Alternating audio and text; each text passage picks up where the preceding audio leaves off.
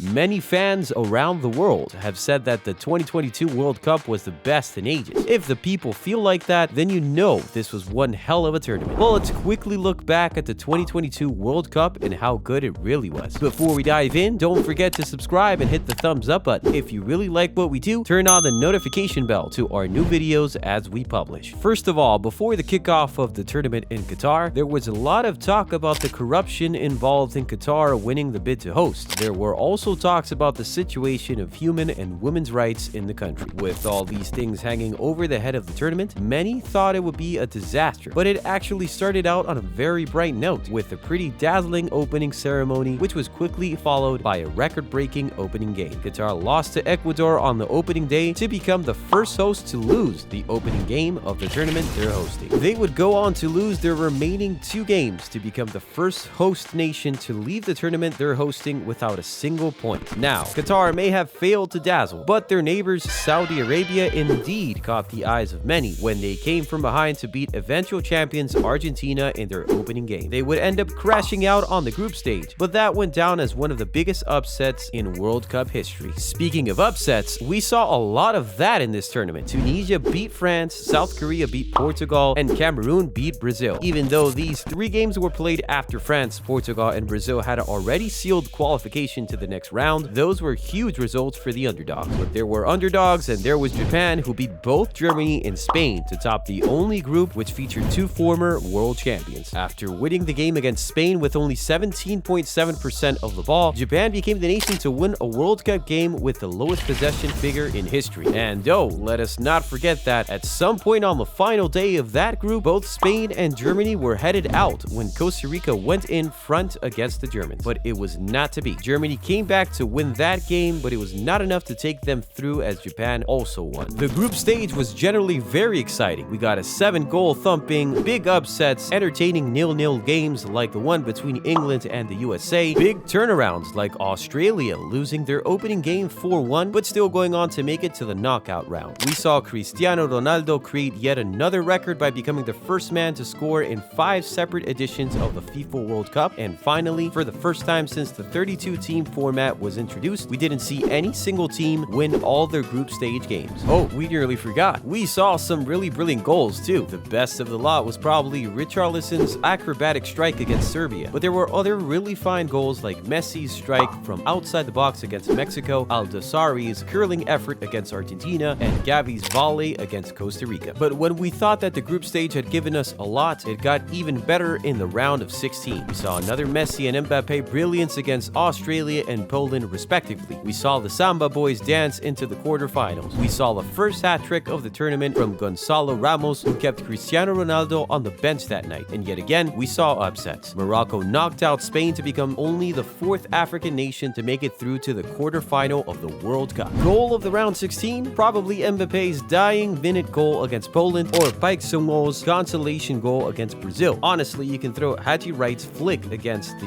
Netherlands into the mix, but a few would argue that he knew little about the group. But whatever your choice, you have to say that they were all really fine goals. Little did we know that we were going to see even finer ones in the quarterfinal. I mean, did you see that insane free kick routine the Dutch pulled off against Argentina? It's one thing to try this, it's a whole different thing to try this in the 100th minute of the game with absolutely everything riding on that one kick. An absolutely insane goal. Neymar's extra time goal against Croatia was also one for the books, and it's one that deserved to win a game on any other night. But it just was not to be. The Croatians hit back to take the game to penalties and deliver the shock of the quarterfinal. Brazil, the #1 favorites, out in the quarterfinal. Wow. However, the match of the quarterfinals was still the game between the Netherlands and Argentina. It had everything. An insane assist from Messi, a late comeback, a beautiful free kick, Martinez heroics at the penalty shootout, players going head-to-head during and after the game, and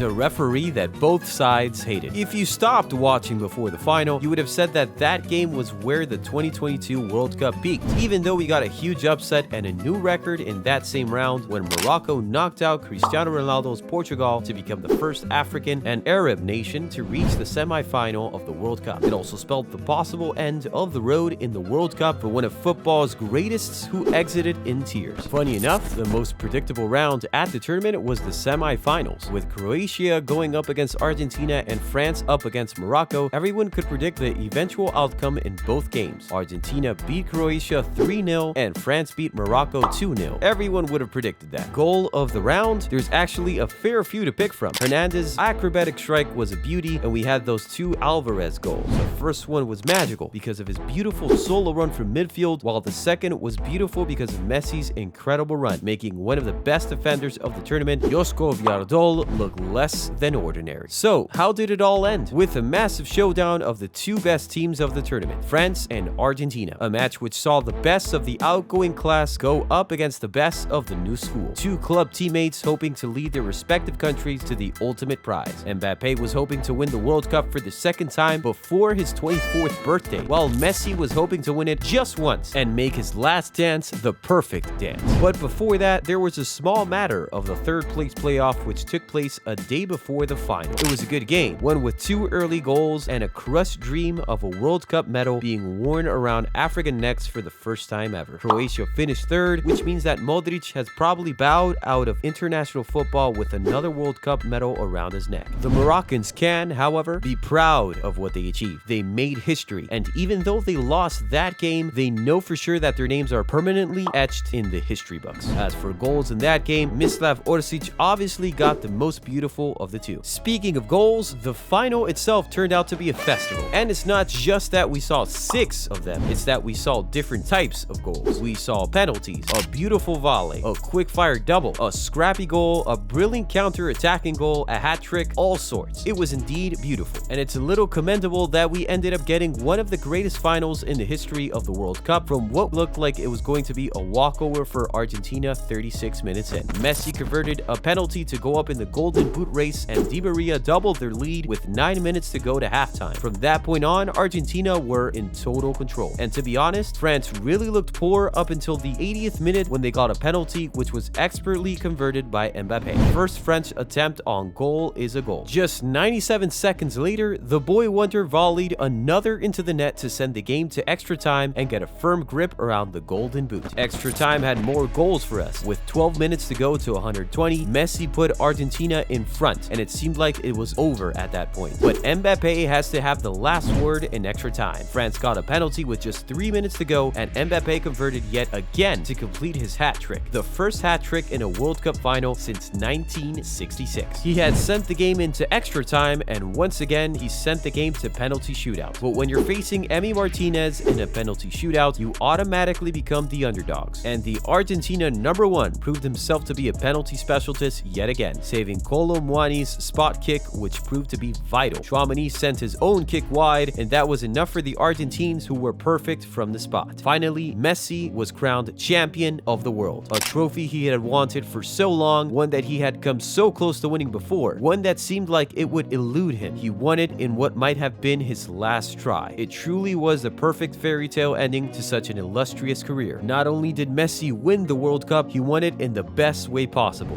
This tournament, he became the man with the most World Cup appearances, first player to score in the group stage, round of 16, quarterfinal, semi-final, and final of a single tournament. He became Argentina's all-time top scorer at the World Cup and the first man in history to win 2 World Cup Golden Ball awards. He was truly exceptional. And that final seemed like a perfect handover ceremony, because while Mbappe was on the losing side on the night, he showed to the world that he's not just the future, he's the present. Scoring 3 penalties against Emi Martinez in a single game is pretty crazy. And let's not talk about the fact that he scored a hat-trick in a final to win his first World Cup Golden Boot and take his tally at the World Cup to 12, just 4 off of Klose's all-time record. Remember, Mbappe just turned 24. He very likely has 3 more World Cups in him. Oh, the records he will smash. But for now, the main man is still Lionel Messi. The 2022 World Cup was his tournament, and like many fans have said, the little Argentine completed football at Qatar 2022. Did this World Cup really end the greatest of all time debate? And that aside, was that the greatest final you have ever watched? Was this the greatest World Cup ever? Let us know what you think in the comments. And don't forget to subscribe to the channel. See you in the next video.